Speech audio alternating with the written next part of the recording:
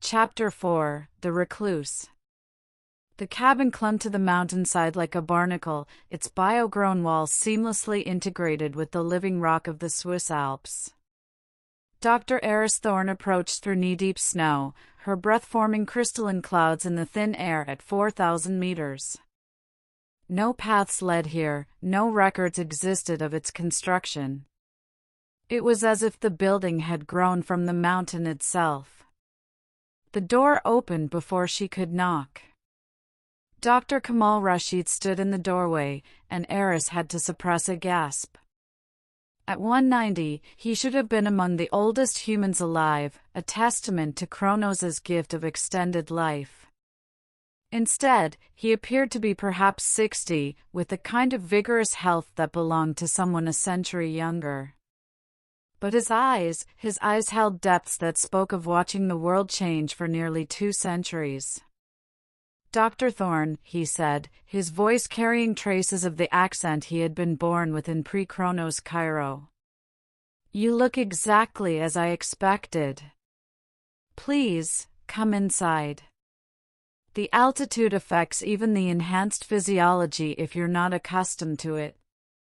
The interior of the cabin was a study in controlled chaos. Walls covered with genetic diagrams, evolutionary trees, and mathematical equations that seemed to map the transformation of entire species. Holographic displays showed real-time data streams from locations across the solar system. Multiple screens tracked what appeared to be migration patterns, population distributions, and something labeled collective emergence events. You've been monitoring it all, Aris said, studying the displays. For 112 years, Rashid confirmed, settling into a chair that adjusted automatically to his posture. Every case, every anomaly, every step closer to the inevitable conclusion. Would you like tea? I find it helps when discussing the end of human civilization as we know it. Aris accepted the offered cup, noting that her hands were steadier than they had any right to be. Why reveal yourself now? Why to me? Because you have reached the same conclusions I did, but you still believe something can be done to stop it. Rashid's smile was gentle but infinitely sad. And because the timeline has accelerated beyond my original projections. What I calculated would take 3 centuries is happening in 2. The collective emergence events are increasing exponentially. The minors on Ceres are just the beginning. The tip of a very large iceberg. Rashid gestured to his displays. There are currently 47 documented cases of advanced metamorphic expression across the outer colonies. Gill development, bone resorption, neural networking behavior. But these are only the cases we know about. The real numbers are much higher. Aris set down her tea.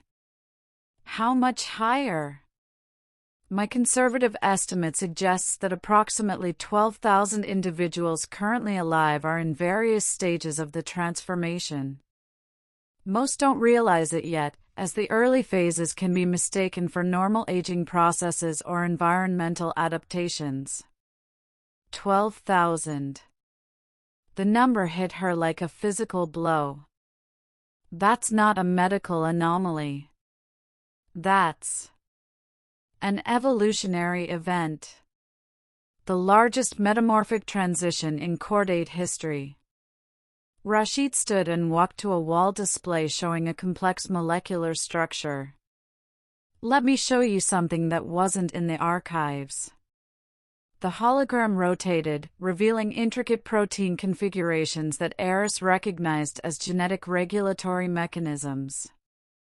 But these were unlike anything in current medical literature.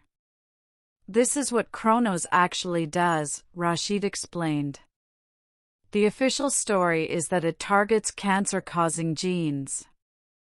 That's not wrong, but it's catastrophically incomplete.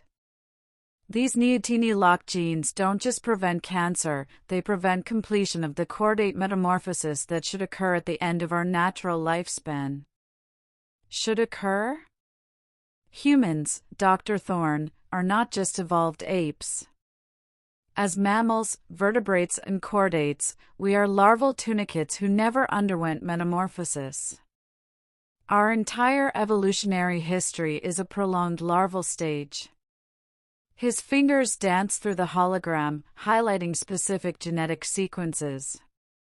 Look at our embryonic development, gill slits, notochord formation, tail bud development. These aren't vestigial structures. They're developmental previews of our adult form. Aris studied the data, her scientific mind reeling from the implications. But the fossil record has been misinterpreted for centuries. What we thought was evolution from primitive chordates to complex vertebrates was actually the evolution of extended larval periods. We became so successful as juvenile tunicates that we never needed to complete our life cycle. Until now. The display shifted, showing genetic activation timelines mapped against human aging curves. The correlation was undeniable. As the neoteny locks failed with extreme age, the original metamorphic programming reasserted itself. The transformation isn't random, Rashid continued. It follows a precise developmental sequence that would be beautiful if it weren't so terrifying. First, behavioral changes as the neural networks begin to prioritize collective over individual function. Then respiratory adaptations as the body prepares for aquatic existence. Skeletal resorption follows as the need for rigid structure decreases. Finally, the development of filtering mechanisms and colonial organization. You're describing the life cycle of a sea squirt. Exactly. A highly intelligent, collectively conscious protoplasmic goo with the accumulated knowledge and memories of human civilization. Rashid turned to face her fully. The question isn't whether this will happen, Dr. Thorne. The question is what we do about it. Can it be stopped? Reversed? No. His answer was immediate and final. The process is hardwired into our genetic structure. Khronos simply removed the artificial barriers that were keeping it suppressed. Every person who has received the treatment, which is essentially everyone born in the last century, will eventually undergo metamorphosis, if they live that long. Aris felt the weight of 16 billion lives pressing down on her. How long do we have? As individuals? Most people will begin showing behavioral changes around 130, physical changes by 150, complete transformation by 200. As a species? He shrugged.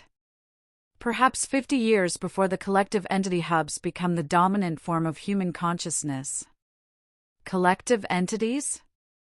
Rashid walked to another display showing what appeared to be oceanic thermal maps. You see, the transformation doesn't create isolated individuals. Most adult tunicate specimens form colonial organisms. As more humans complete their metamorphosis, they will naturally aggregate into larger collective beings. And these collectives. He paused, choosing his words carefully. They are not bound by the limitations of individual human intelligence. The thermal maps, Aris realized, were showing heat signatures in the oceans of Europa. Massive, organized structures that pulsed with coordinated activity. They already exist, she whispered. The Leviathan Project has been accelerating the process for selected volunteers for over 30 years, Rashid confirmed. Initially, it was conceived as a way to study and potentially control the transformation. But the collectives that have emerged. He shook his head. They are beyond our comprehension. Beyond our control. You helped create this project? I founded it. The weight of that admission seemed to age him before her eyes. I believed that if we could understand and guide the transformation, we might preserve something essentially human in whatever we became. I was naive. Aris stared at the Europa thermal signatures, trying to process what she was seeing. The patterns weren't random, they showed clear signs of intelligence, of purposeful activity on a scale that dwarfed anything human civilization had achieved. What do they want? That's the wrong question, Rashid said softly. The right question is, what do we become when we join them? He activated another display, this one showing communication intercepts from Europa Station. The data streams were unlike anything Aris had ever seen, complex informational patterns that seemed to encode meaning on multiple dimensional levels simultaneously. They've been trying to communicate with us for years, Rashid explained. But their consciousness operates on principles we can barely comprehend. Individual identity as we understand it doesn't exist for them.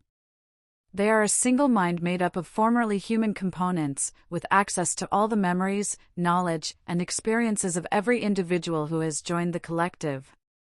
It's not death, then. It's evolution.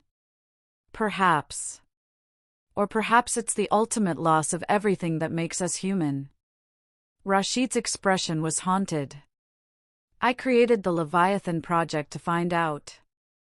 And now, Dr. Thorne, I need your help to finish what I started. Outside the cabin windows, snow continued to fall on the ancient mountains, covering the world in pristine white. But Aris no longer saw beauty in the scene. She saw a world in transition, poised on the edge of a transformation that would make everything she had ever known obsolete. What do you need me to do? Come with me to Europa, Rashid said simply. Meet them. Speak with what humanity is becoming. And help me decide whether to warn our species about what's coming, or help them embrace it. The weight of the choice, for herself, for her family, for all of humanity, settled on Aris's shoulders like the mountain snow outside. In agreeing to this investigation, she had thought she was solving a medical mystery. Now she realized she was determining the fate of human consciousness itself. When do we leave?